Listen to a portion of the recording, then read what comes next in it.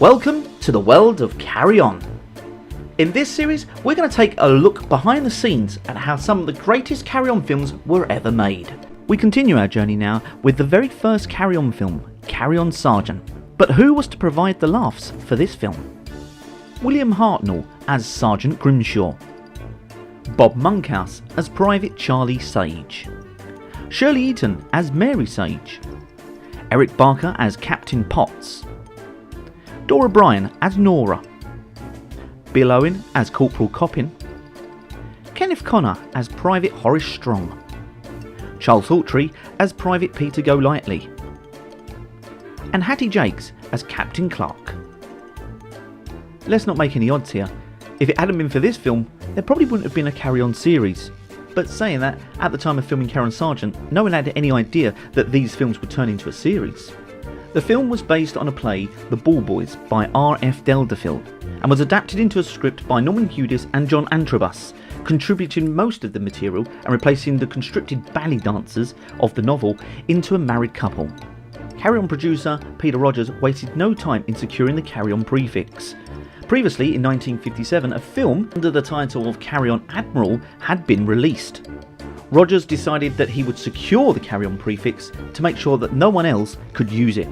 This secured another 30 films over the next 20 years. The film would see the only appearances by William Hartnell and Bob Monkhouse in a Carry On. Filming took place between the 24th of March to the 2nd of May 1958, and finally released on the 31st of August of the same year. And the film became the third most successful movie at the British box office for 1958. So without further ado, let's find out what the film is all about.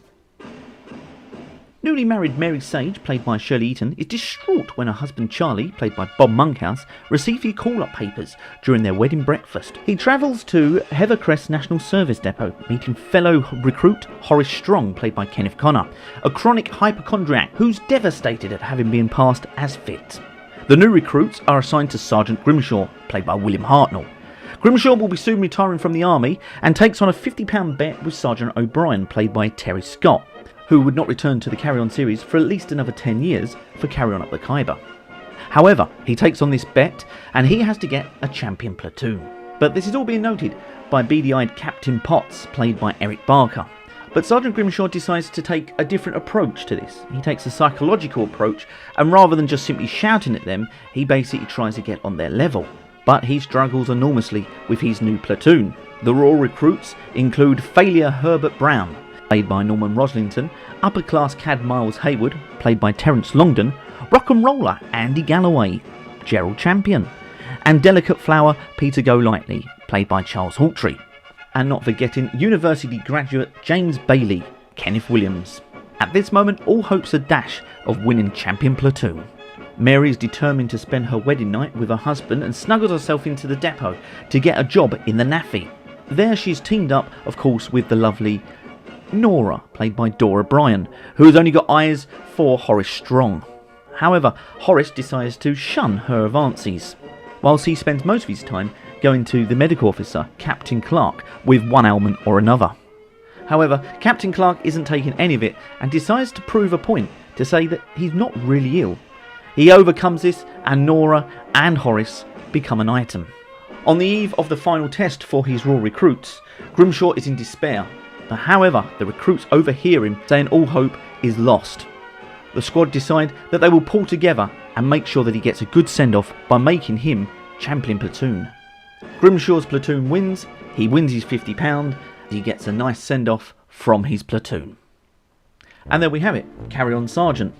A great little film, very tame compared to some of the later Carry On films, but this is just the start. And as with many Carry On films, locations were not a strong point, and certainly didn't go anywhere exotic. For this one, they decided to descend upon Guildford Barracks, where a lot of the army scenes outside the mess, etc. were all filmed there. It's clear to say that Carry On Sergeant is in fact a very light-hearted comedy.